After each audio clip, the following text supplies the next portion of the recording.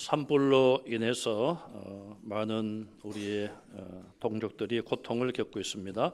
우리 총에서도 모금 운동을 지금 시작을 했습니다.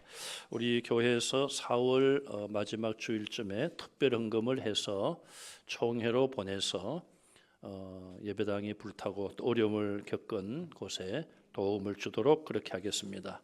우리 교회에서도 우리 박신정 집사님 친정이 집이 전소가 되었는데 교회에서 구제금을 다음 주일날 전달하려고 합니다.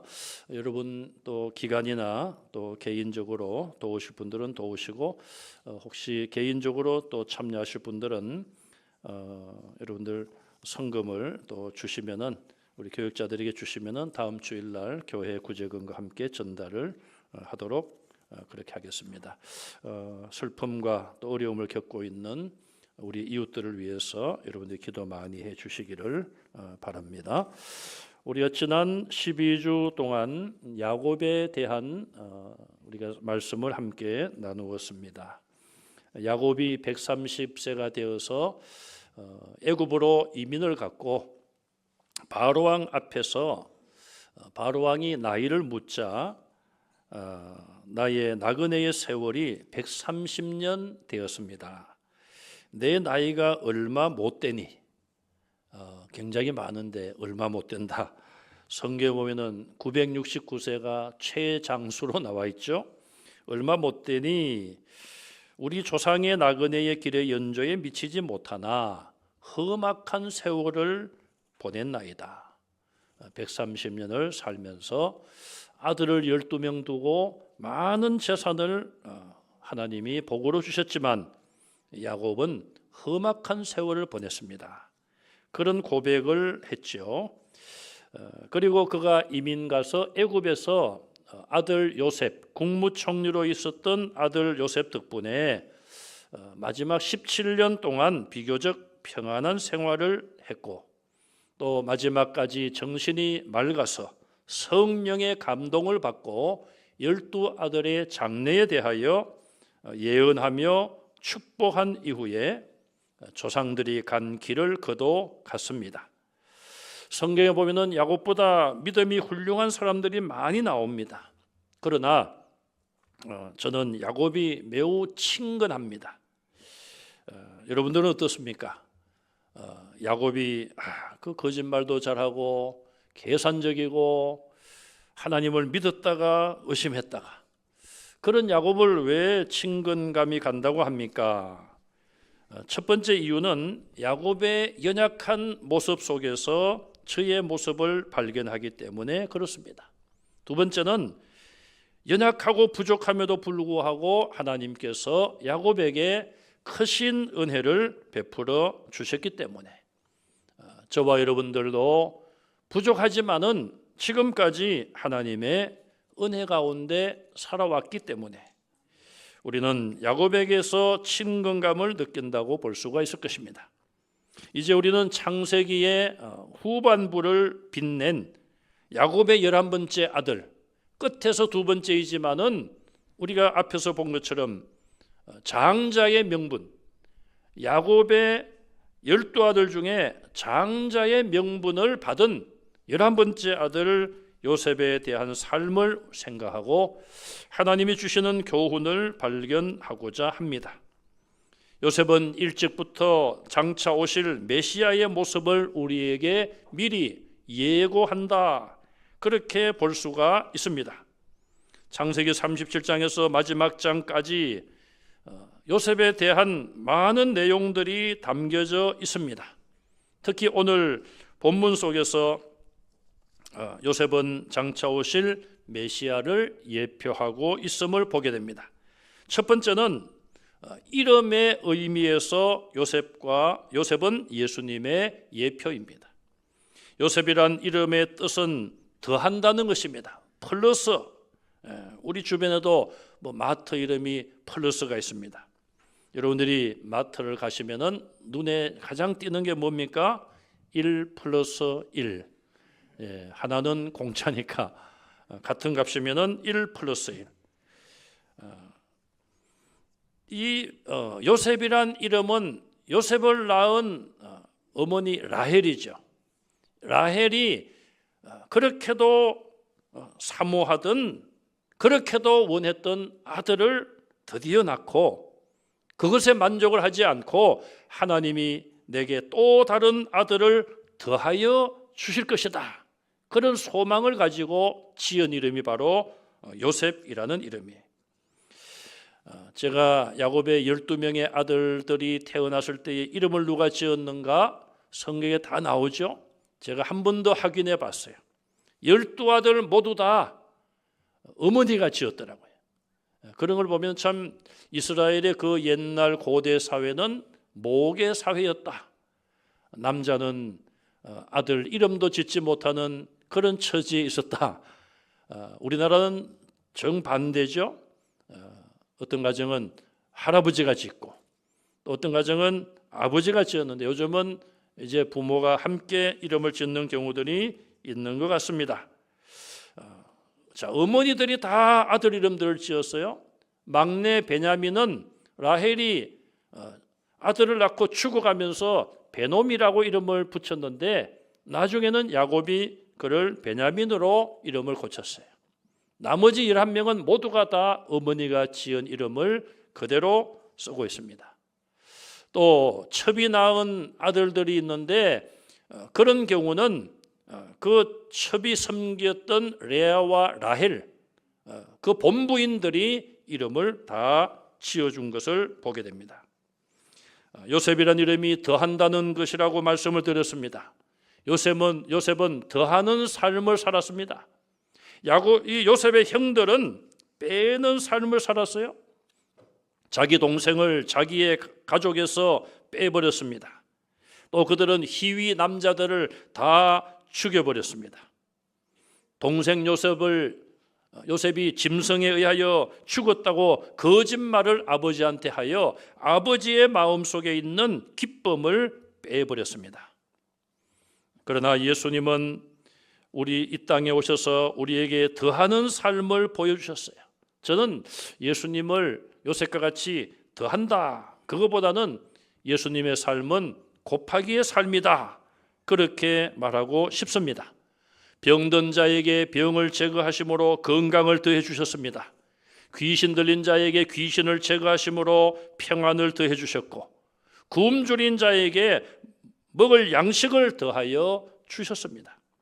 더 나아가서 요한복음 12장 23절 말씀을 읽겠습니다.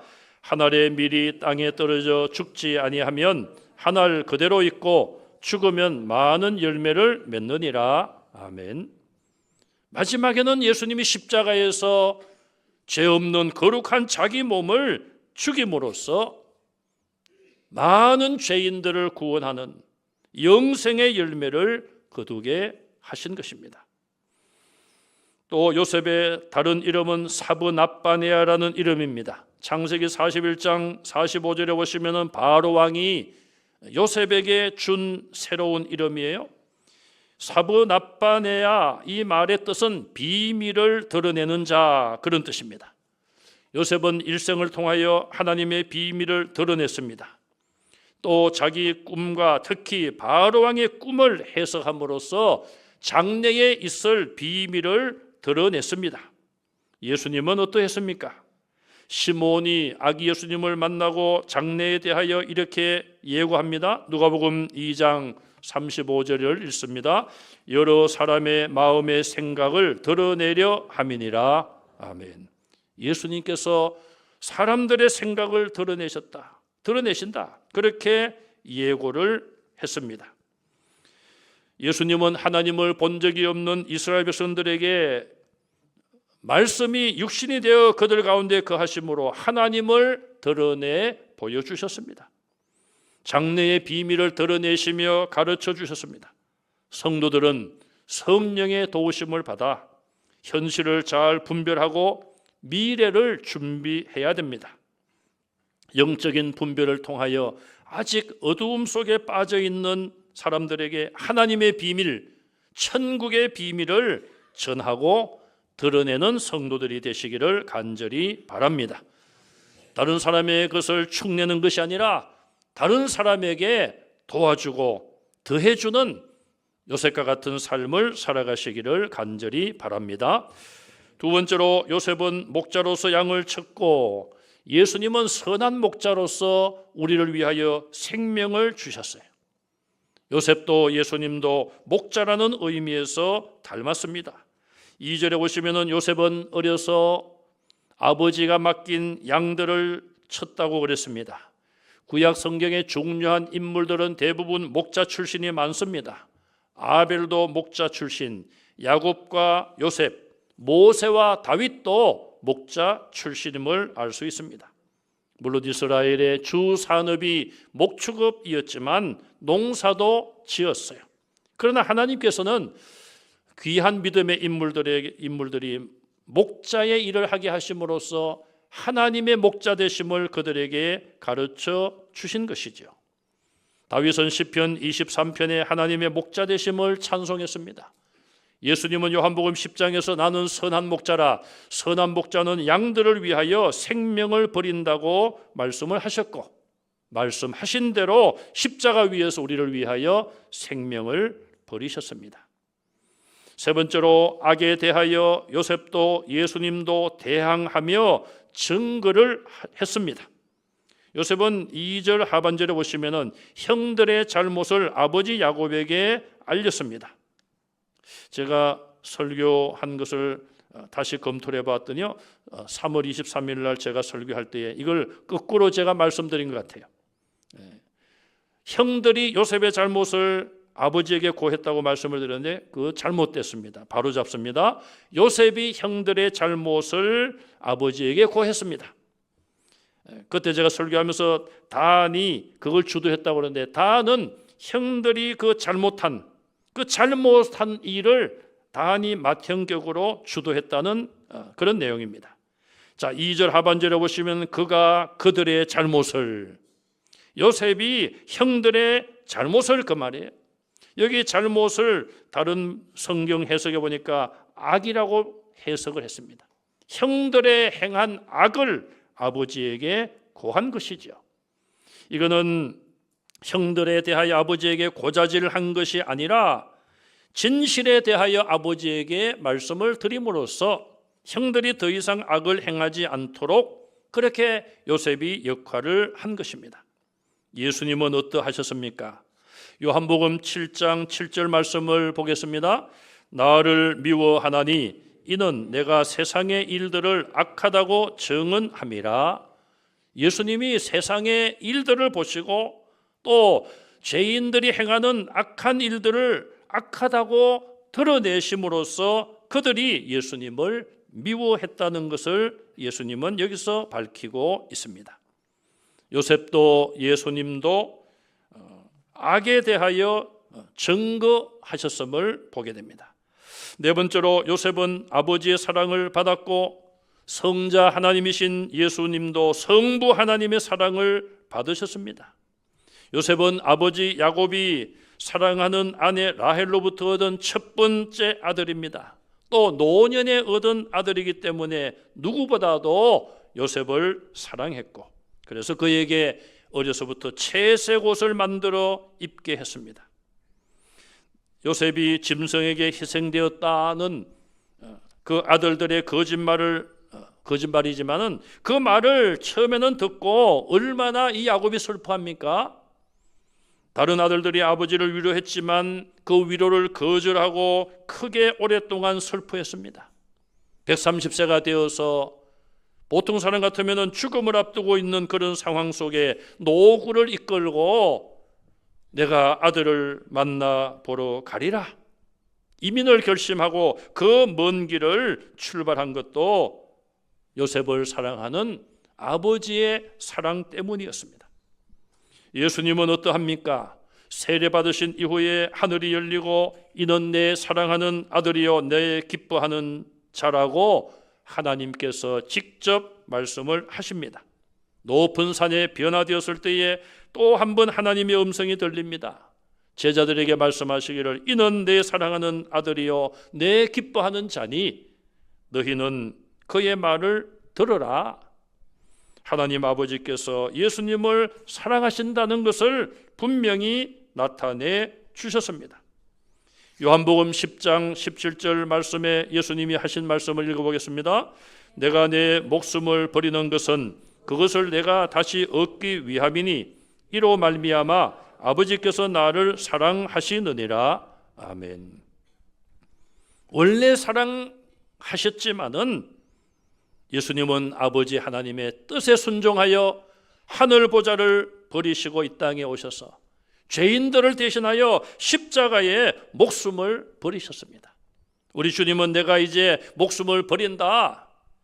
아버지께서 바로 그것 때문에 나를 사랑하신다고 제자들에게 다시 한번 말씀을 하셨습니다. 다섯 번째로 야곱이 입은 채색 옷도 요셉이 입은 채색 옷도 예수님을 예표하는 것이었습니다. 구약 시대의 채색 옷은 구별과 존귀의 표시였습니다. 사무엘하 13장 18절에 가서 보면은 출가하지 아니한 공주는 채색 옷을 입었다고 말합니다. 요셉은 야곱이 가장 사랑하는 라헬의 처아들이었기 때문에 채색 옷을 입히면서 구별된 사랑을 표했습니다. 예수님은 어떤 채색 옷을 입었을까요? 성경을 아무리 읽어봐도 예수님이 채색 옷을 입었다는 것은 나오지 않는데요. 나오지 않습니다. 그러나 눈에 보이는 그런 의복이 아니라 영적인 의미에서 예수님도 아름다운 채색 옷을 입으셨어요. 예수님이 태어났을 때에 천사가 들판에서 부른 노래가 있습니다. 지극히 높은 곳에서는 하나님께 영광이요 땅에서는 하나님이 기뻐하시는 자들에게 평화로다. 이 아름다운 노래가 바로 채색 옷이 아니겠습니까? 동방의 박사들이 그 먼 길을 하늘의 큰 별, 빛난 별을 보고 예수님 태어나신 곳까지 찾아갔습니다. 그 빛난 별도 예수님의 채색 옷입니다. 세례를 받으시고 하늘문이 열리고 성령이 비둘기 모양으로 임하는 그것 역시 예수님이 입으신 채색 옷이고, 마리아가 향유 옥합을 깨뜨려 예수님의 머리로부터 그 기름을 부었습니다. 예수님은 자기의 장례를 준비하는 거라고 말씀하셨어요. 그것 역시 예수님이 입으신 채색 옷입니다. 이처럼 요셉의 채색 옷은 예수님이 받으신 그 구별과 존귀함을 예표하고 있습니다. 여섯 번째로 요셉도 예수님도 이 땅에서 많은 미움을 받았습니다. 4절에 보시면은 요셉은 아버지의 편애로 인하여 형들의 미움을 샀습니다. 그래서 형들은 늘 요셉에게 듣기 불편한 말을 했습니다. 말을 한마디 하더라도 형이 동생에게 고운 말이 아니라 거친 말, 듣기 싫은 말을, 불편한 말을 했던 것이죠. 예수님께서는 이 땅에 오셔서 유대교 지도자들, 바리새인들, 서기관들, 장로들, 그들의 허물과 그들의 외식과 잘못을 지적하시고 또 비판하셨어요. 그것 때문에 그들로부터 미움을 받았습니다. 사도 바울은 예수님을 사랑하지 않고 미워하는 자들에게 이와 같이 경고를 합니다. 고린도전서 16장 22절을 읽겠습니다. 만일 누구든지 주를 사랑하지 아니하면 저주를 받을지어다. 예수님을 사랑하지 아니하면 저주를 받는다고 말하고 있어요. 우리가 예수님을 사랑하지 않을 이유가 전혀 없습니다. 예수님을 미워할 이유가 없지 않습니까? 이 땅에 오셔서 나를 위하여 십자가에서 피 흘려 죽으신 예수님, 내가 그 십자가의 공로로, 보혈의 공로로 죄 씻음 받고 물과 성령으로 거듭나 새 사람 되고 천국 가게 되었는데 왜 예수님을 미워합니까? 물론 사람을 미워하지만 그래도 우리는 사람을 미워해서는 안 되는 것입니다. 예수님께서 핍박자 사울에게 나타나셔서 사울아 사울아 네가 왜 나를 박해하느냐. 성경에 그런 내용은 나오지 않지만 아마 사울의 입장에서는 내가 예수님을 박해한 적이 없는데요. 예수님을 구주로 믿는 자, 그들이 모인 교회를 박해하는 것이 곧 예수님을 박해하는 것이죠. 그러므로 우리는 주님의 가르침대로 이웃을 사랑하고 특별히 나를 위해 십자가에서 피 흘려 대속의 죽음을 당하신 예수님을 사랑하는 성도들이 되시기를 간절히 바랍니다. 일곱 번째로 요셉과 예수님은 말로 인하여서 미움을 받았습니다. 요셉은 아버지의 편애를 받음으로 형들에게 미움을 받고 있었어요. 그런데 요셉이 또 꿈을 꾸고 나서 꿈 이야기를 형들에게 말하지 않습니까? 형들에게 꿈에 대한 이야기를 말함으로써 형들에게 미움을 더욱 받은 것을 알 수 있어요. 오늘 4절과 5절과 8절에 보시면은 미움이란 말이 3번이나 등장을 하고 있습니다. 정말 요셉은 형들의 눈에 가시와 같은 그런 존재였죠. 예수님은 하나님을 자신의 아버지라고 말하자 유대인들이 예수님을 신성모독죄로 죽이려고 했습니다. 누가복음 4장 28절 이하에 가서 보면 예수님께서 회당에 가르치시고 그들이 예수님의 말씀을 듣고 화가 나서 예수님을 끌고 밖으로 나가 산으로 데려가서 낭떠러지에 밀쳐서 넘어뜨리려고까지 했습니다.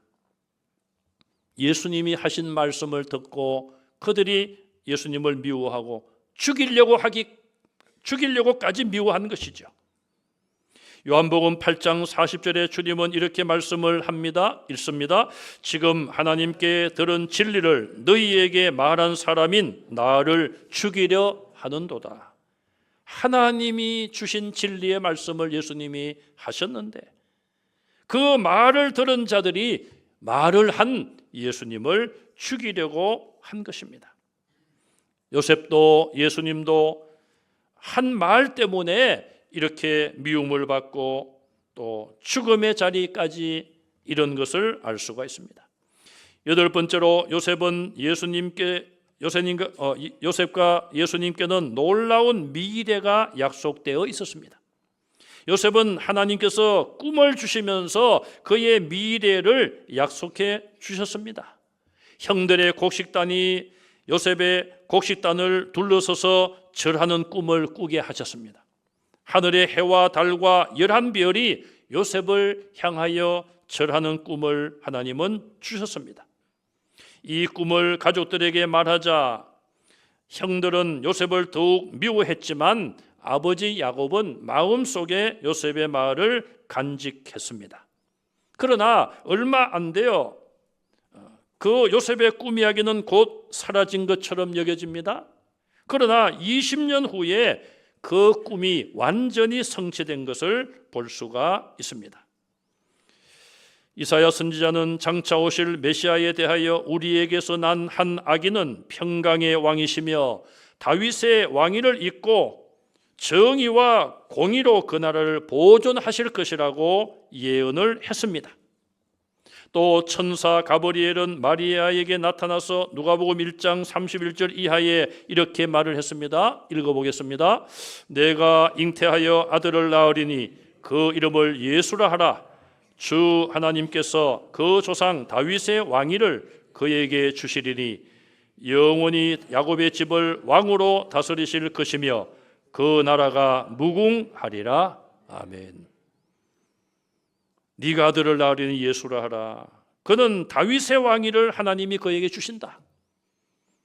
이것은 이스라엘 나라의 왕위가 아니라 마지막 부분에 영원히 야곱의 집을 왕으로 다스릴 것이다. 인간의 왕위는 영원하지 않습니다. 그 나라가 무궁하리라. 이 땅의 나라는 무궁할 수 없습니다. 여기서 영원하다, 무궁하다는 말은 결국 천국을 의미하는 것이고 예수님은 하나님 나라에서 영원한 왕으로 통치하실 것을 예고하고 있습니다. 이처럼 요셉과 예수님께는 놀라운 미래가 약속되어 있었습니다. 아홉 번째로 요셉의 꿈은 예수님의 통치권을 예고한 꿈이었습니다. 요셉의 첫 번째 꿈은 땅의 곡식단들이 이 요셉을 향하여 절하는 것이었습니다. 땅의 통치권을 말합니다. 요셉은 국무총리가 되었고 형들이 그 앞에 와서 절함으로 이 꿈이 성취되었습니다. 요셉이 애굽의 왕 다음으로 국무총리가 되어 애굽을 다스리고, 바로 왕이 나는 왕일 뿐이다, 바로 왕이 그 모든 권세를 누리고 나라가 안정되고 풍년 때에 저축을 하고 흉년 때에 그것을 나누어 주고, 그런 모든 것들이 결국 요셉을 통하여 얻은 국정이 아니겠습니까? 그처럼 요셉은 지상의 통치권을 그가 가지게 되었어요. 또한 천상의 통치권도 꿈을 통하여 보여주셨죠. 해와 달과 별들이 요셉을 향하여 절하더라. 요셉은 비록 천상의 통치권이 될 수 없었지만 장차 오실 예수님의 천상의 통치권을 예고하는 꿈이었습니다. 마태복음 26장 64절을 읽어보겠습니다. 예수께서 이르시되 이후에 인자가 권능의 우편에 앉아 있는 곳과 하늘 구름을 타고 오는 것을 너희가 보리라. 아멘. 예수님이 직접 하신 말씀 아닙니까? 장차 주님 재림하실 그날에 예수님은 하늘과 땅의 모든 권세를 가지고 오시고 심판주로 오시고 하나님 나라 천국에서 영원히 왕으로 통치하시고, 우리는 예수님의 통치를 받으며, 아니 예수님과 함께 영원히 하나님 나라에서 왕노릇 할 것을 믿으시기 바랍니다. 마지막 10번째로 요셉도 예수님도 많은 시기와 질투를 받았습니다. 요셉은 11절에 가서 보면 형들이 그를 시기했습니다. 미움과 시기는 질투로 발전이 되고, 또 형들이 요셉을 죽이려고 하기까지 시기의 결과는 무서운 것이었습니다. 결국 그 시기 때문에 요셉은 종으로 팔려갔습니다. 또 죽은 것으로 거짓말을 형들이 하게 되어 아버지와 가정에 큰 상처를 입혔습니다. 예수님도 많은 시기를 받으셨어요. 마지막으로 요한복음 12장 19절 말씀을 읽겠습니다. 바리새인들이 서로 말하되 볼지어다 너희 하는 일이 쓸데없다. 보라 온 세상이 그를 따르는도다. 온 세상이.